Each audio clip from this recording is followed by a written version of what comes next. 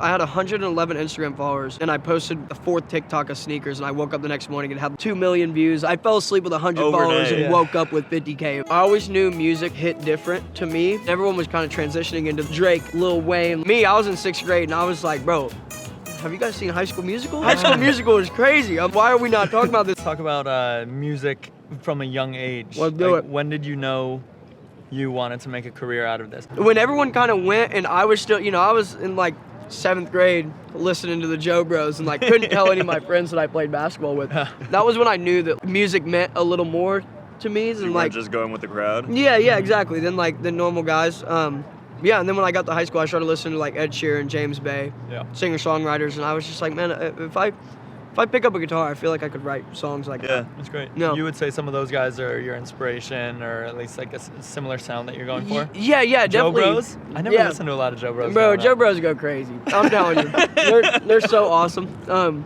I grew up on like, Fall Out Boy, All American Rejects, like that vibe. How old are you?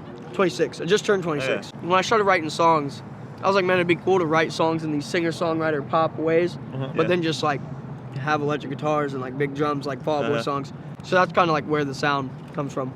Did you grow up playing a bunch of instruments? No, not at all, dude. I grew up like, I played basketball. I played basketball on the first team in Ohio to go 30-0. I have a state ring, like a big.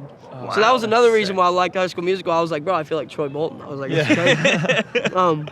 And then when I got to college, bro, I just had a guitar. I mean, honestly, I was like kind of a loser. I still am. But I was like, I'm gonna take this to college, and maybe this will be the thing that like makes me cool.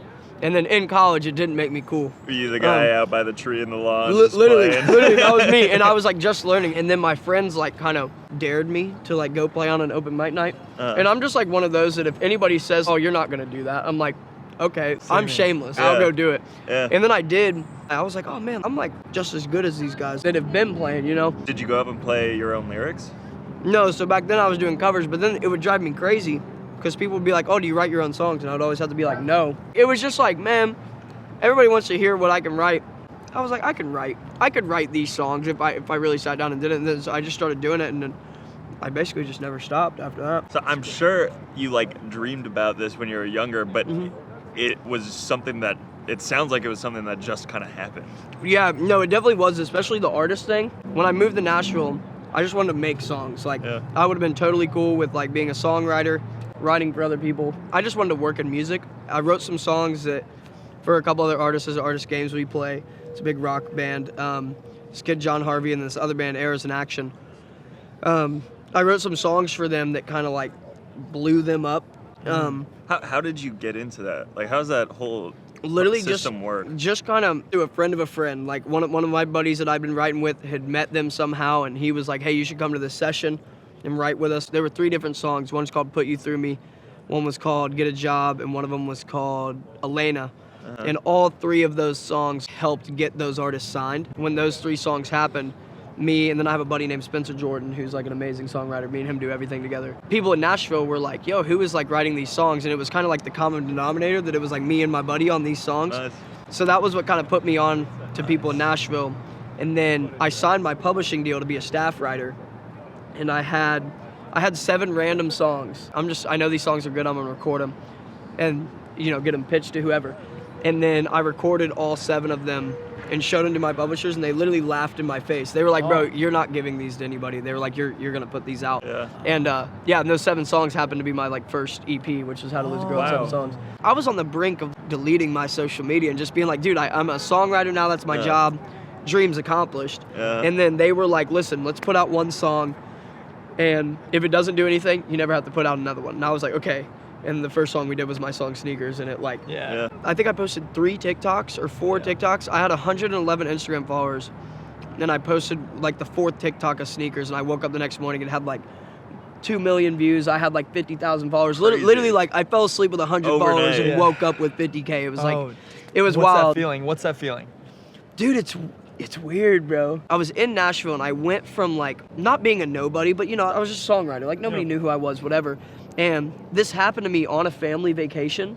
I went on this family vacation, and then I came back, and when I came back, I like specifically remember going out the night I came back, went out with my friends, and like getting stopped on the street like No 7 times, way. and they're like, dude, do you sing that song Sneakers? It was very weird. I like always say there's a version of me that existed before that vacation and then one that exists now, and What it's parts of that overnight version fame. did you hold on to, and what parts did you shed? Did you change? I mean- Did you change? That's my favorite thing about everything that's happening is I feel like I haven't changed at all. You know, my friends and everybody I know is like, dude, this is so mind-blowing. You like know these certain people and you do this and, you know, you get to play shows. But it's like, at the end of the day, I'm still doing the exact same thing I was. I still write all my songs with my best friends, like, in our bedrooms. And, like, you know, the only difference is now people listen to them. And people are at the concert singing your songs. Yeah, So, dude, like, it's- that must be an unbelievable feeling. Bro, it is like, I cannot describe it. It's, you know, I've played so many open mic nights in so many places where nobody was listening, and now I'm, you know, I'm 500 miles from where I grew up, probably farther than that, and you know, there's gonna be people there tonight that know every word. It will never not blow my mind. You know what I mean? Cool. Who's the first person you call when you wake up and see like, holy shit, I just blew up? Well, dude, to be honest, it was weird because I was on this family vacation. My dad has 7 siblings,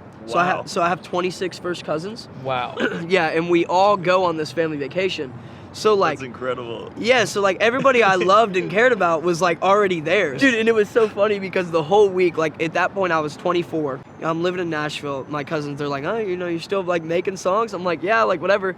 I started making TikToks that week, and you know, all my guy cousins are like, bro, you're making TikToks, bro. And I'm like, listen.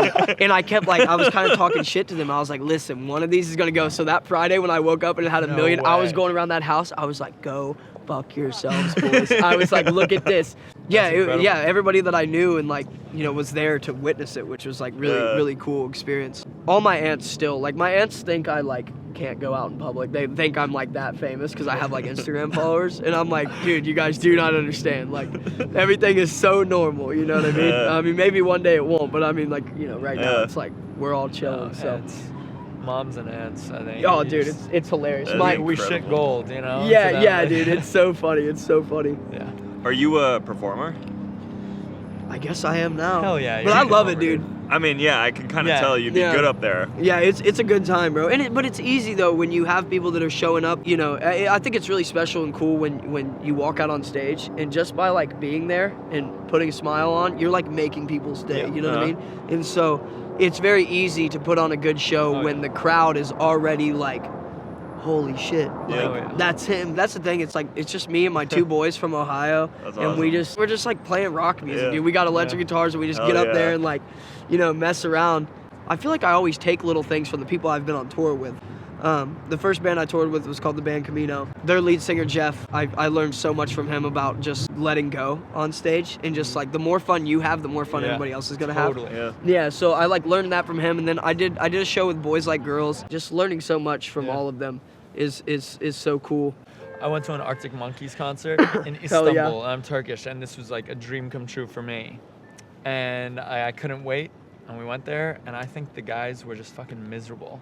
Yeah. And we were all kind of pissed. Yeah, dude. Like, Yeah. he wasn't having any fun. He didn't give us anything, dude. Dude, you Yeah. can tell, bro. You can tell when someone is like not in it. I will go to a show and I'll be like, oh, they're nervous, or like, oh, they don't want to be here, and it's like so easy to pick up on, which Yeah. like blows my mind. 'Cause Have you it's had like, shows like that? You promise not to get like that? Oh, I on camera? promise. It's too much fun, dude. You have my word, guys. You have my word. Obviously, I'm still new into this, but I don't see it changing where it's like, bro, because of the people that go to the shows and sing these songs, like, dude, we get to have the coolest fucking job, Yeah. Yeah. like ever. Like, Yeah. you know, there are little kids all over the country that are like, I want to do that. I Yeah. want to be like that, and that like look up to you, and like being in a Yeah. position like that, it's like, how could you not? You Yeah. know, how could you not? I feel like it's like a gratitude thing. Like, how could you not be so unbelievably grateful to be up Yeah. on that stage? You know, Yeah. it blows my mind, really. Good. Can I ask something about the songwriting process? Yeah.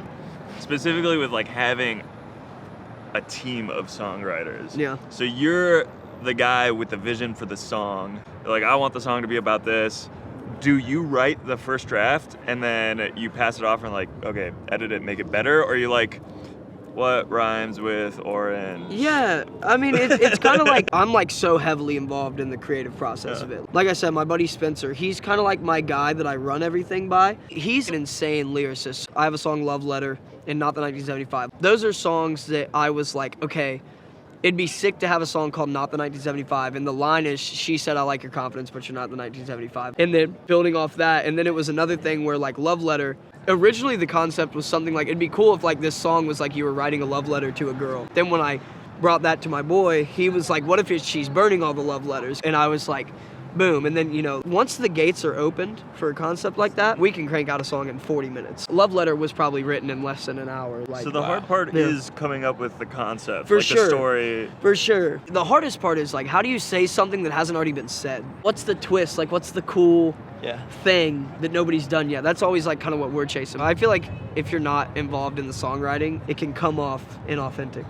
Yeah, you know what I mean? Sure. But if you write it and you really feel it, you know. So let's talk about the lyrics a little bit. Yeah. Because you write a lot of love songs in some capacity at least. Where does that come from? Have you been heartbroken? Dude, I mean, yeah, but to be honest, when it comes to writing songs, I always strive to just like, what can everybody relate to? And at the end of the day, like, what sounds cool? What are people gonna grasp onto, you know? So a lot of my songs, they're not true stories, but they can be inspired by truth, like small things. But there's like no particular song that is like about this situation, you know what I mean? Like it's all just, what is the world feeling? What are people feeling nowadays? Kind of like a fiction writer. Yeah, exactly. Yeah. Yeah. That's a cool way to put it. I've never thought about it like that. Do you have any favorite lyrics? Oh, so I have this song, actually it's nice that we're in New York, but I have this song called NYC that's like probably my favorite song. I wrote it when I was like 19, like alone in my bedroom. There's a line in that song in the chorus where it's like, maybe go to Washington, drink and just get lost again.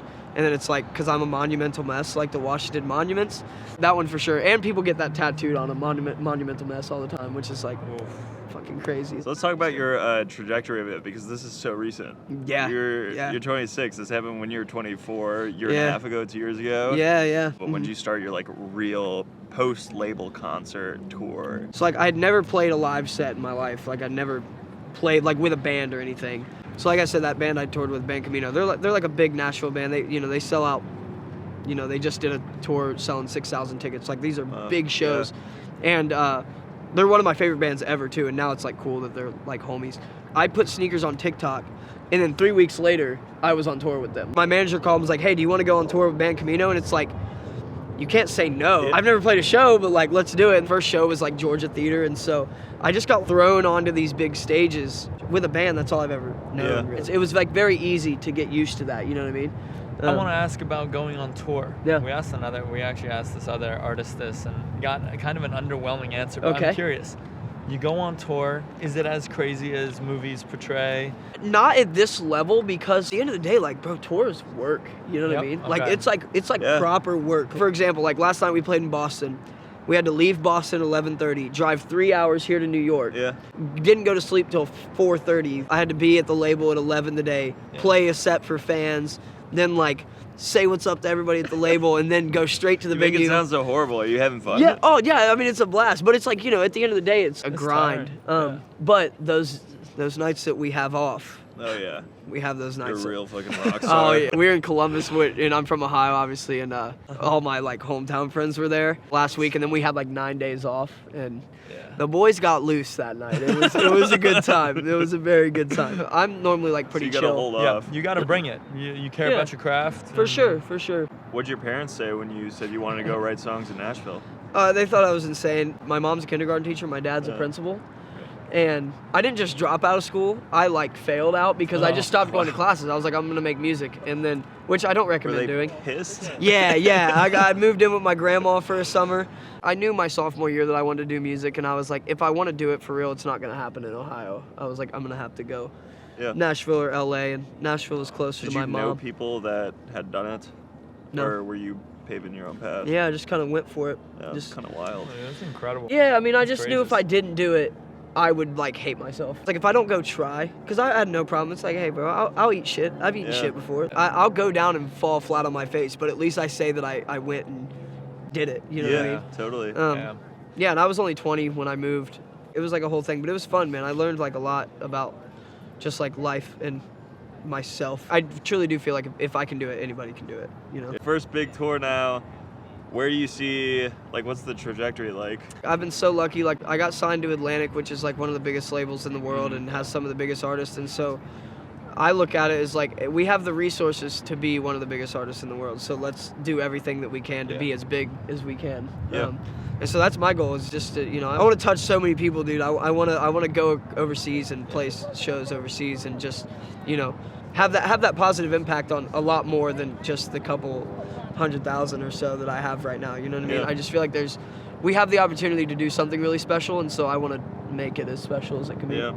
Good luck, bro. Thanks, bro. That's really great. Thank you, man. Dude, But, so much fucking fun, dude. This is awesome. Anything man. you want to talk Thank about you. specifically that we didn't hit? Dude, just keep listening to my music, please, so Yeah. I can keep doing stuff like this. That's Yeah, all I ask. fucking And come to awesome. shows, and yeah, that's Keep it, doing man. what you're doing, man. Thanks, Yeah. bro. It's awesome. I appreciate it, guys. Thank y'all, man. Good Yeah. luck, buddy. Thanks Hell for yeah. sitting down. Dude, that was so much fun, bro. I've Yeah, never it done was anything awesome. like this.